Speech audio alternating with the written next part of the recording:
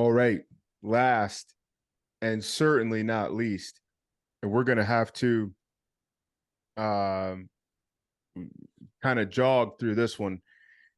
Literally came from a standing start, transferred from Virginia Tech, where somehow at that program he could not get on the field, lands at the Vols, in comes Heupel, all that stuff hits.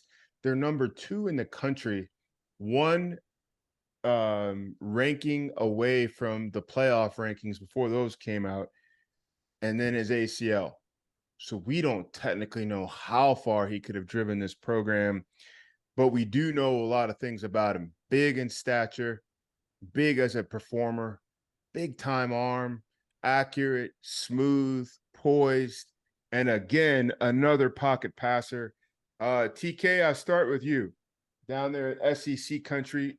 What's your overall thoughts here on Hendon Hooker? And why isn't he spoken of higher, or should he be? You know, you guys have all been through this league. You've been around it. We talk about it. It is an interesting process to how some of these guys get on the map, rise through the draft board, and then obviously pan out. And just like if we were sitting in those rooms making those decisions, we'd hit on some and we'd miss on some. And you see it happen every single year. This is a guy to me that, because of the misfortune that he faced this past year, the wind got taken out of his sails. And so he's dropped down the draft board. And it also doesn't help because of the talent and kind of the hype of the four guys that we've already talked about, that he's just somewhat of an afterthought. I mean, you've got four guys that could potentially go 1, 2, 3, and 4. And then you've got other big time players and needs at other positions that are going to fall in between where this guy goes. But Hendon Hooker, if he didn't have the ACL, if they kept winning games, they'd have been right there in the conversation. And the guy, we talk about putting it on tape, the guy put it on tape. Mm-hmm. The guy made big time throws in big time moments against the absolute best that college football has to offer. He has all the tools to go and be successful in this league. And I think he may benefit the most. Maybe not the top 2 guys are going to go, they're going to start, they're going to do their thing. But the next 2 guys that we talked about that still have a little identity to uncover, Hendon Hooker might surpass those guys just because of the situation that he gets himself in. Talk about no pressure. Talk about step in, learn, and then go take something. He's got the tools to do that. He's just not going to have the bullseye on his back and the bright lights in his eyes right from the get-go. Hack, how do you see it? Trevor gave us a lot right there on him. I agree with all of it. How do you see Hooker as a talent in this draft? I think Hendon Hooker's Warren Moon. I think his college career is the Canadian Football League, bounced around, yada, yada, yada. I think he's Warren Moon. I think he's a very pure passer, similar body frame. Obviously, Heupel's offense a little bit different. There's going to be some adjustment in terms of consistent timing routes and things like that, but I think he has the skill set to do it. I think he's a little more – he's got that athletic ability to fit into the game now. You can use him in different ways. I like his composure. I think he's done some things, obviously stepping into Tennessee, bringing a program that has a ton of prestige, ton of pressure, back to national relevance. Unfortunately, it didn't quite work out, but he's going to be in a great situation, like Trevor highlighted to or alluded to. I think to jump ahead, I think he's Warren Moon. I think the kid's got a ton of talent. Love it. Hell of a comp, Clint.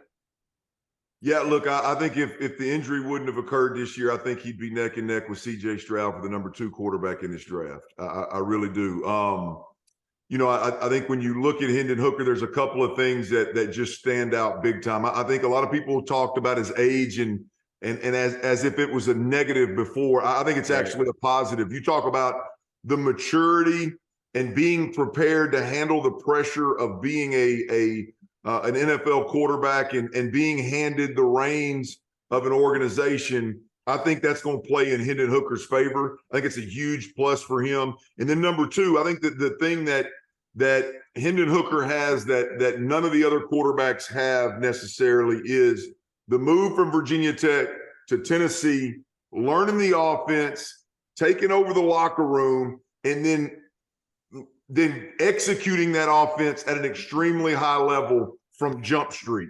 In the SEC. In the SEC. Now, it's an unorthodox offense. A lot of people will say the offense created a lot of the stats, if you will. That's fine. But I'm talking about a quarterback going out there and confidently owning a locker room and confidently executing a game plan in an offense that he had never seen before, Josh Heupel's offense. And so I think those two things are going, along with his age and his maturity, I think those things they're gonna be huge in his favor in terms of becoming an NFL quarterback. And let's be honest, I don't care if he's late first or early second round. The expectations for Hendon Hooker, wherever he goes, whether it's this year or he sits behind somebody for a year, at some point they're going to be absolutely enormous. Look at Desmond Ridder right now in Atlanta. I know he wasn't a first round pick or whatever, but he wasn't an older, more mature quarterback that was experienced. He sits behind Marcus Mariota, whatever. Now he's going to be the dude in Atlanta, and it's his job. It's his team. The pressure is going to be through the roof. These more mature guys that have been through the ringer, these guys that are a little bit older, I would imagine that it would bode well for them in terms of owning that moment. I agree on that. I see if he stayed healthy, I think he's first pick of this draft with the other two right there. Because when you watch him healthy, like Tennessee hopped Ohio State, and you're looking at the two catalysts, the 2 point guards at the front, and you're like, what is the difference between the two guys? Is there a discernible difference? One's a little bit bigger, one's got a little bit stronger of an arm, and one plays in the SEC, and all three of those things were Hookers. To me, I look at him as a combo of Burrow, because of that transfer deal, Clint, that you were just talking about. It's something to walk off your campus with all your boys, your friends, all your familiarities, go to a foreign land, get in, acclimate, then take it over, then lead it. It's a lot there. And Joe Burrow wasn't Joe Burrow until Joe Brady unlocked him. And it's the same as what Heupel did with Hendon Hooker. Nobody ever saw in the SEC an offense like LSU's come out here with 5 wide. 3 of those guys go in the first round. The 4th one goes in the first round the next year at the receiver position. Burrow was poised, tough, locked them in. He locked them all in. Same with Hooker. And Joe also suffered a grave knee injury, and then Hooker will bounce back, I think, just like that. To me, he's my 3 years from now. Well, I think we'll look back and be like, well, there it was, of course. It was Hooker. I see him as Burrow, Carson Palmer type ish to go both ways. Yeah, but I love him, and I hear exactly what you guys are saying. I want to run a quick scenario, but first, quick cheers to Joe Burrow. Burrow's already in. He doesn't need the cheers. Hendon Hooker, the Vols. Best of luck, sir, on the draft.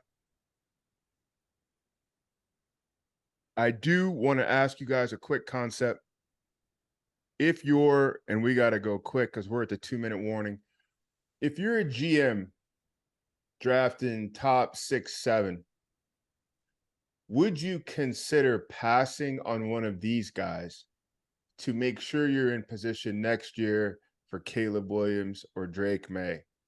Is it worth the shot? Is it worth passing on? Trevor, I'll start with you. And just to emphasize, we got to run. We're in the 2-minute blitz here. I'll answer real quick. I think it just depends. It depends on the franchise, the team, what the needs are at every position. And do you see one of these quarterbacks coming in and really not only being the difference this year, but long term? Or is an edge rusher or another position going to be better as you build things up? I think it depended on the team. Hack? I think it's a win now league. I think anybody saying that they're confident in their job being secure for an extended period of time, with the exception of maybe 5 people, is crazy. And at the end of the day, there's no guarantee they're going to have that opportunity next year. You gotta take what you can get now, and you got to make sure that it's the best move and the best situation moving forward in order to protect yourself, the health of the organization, and the rest of the men in that locker room. Good point.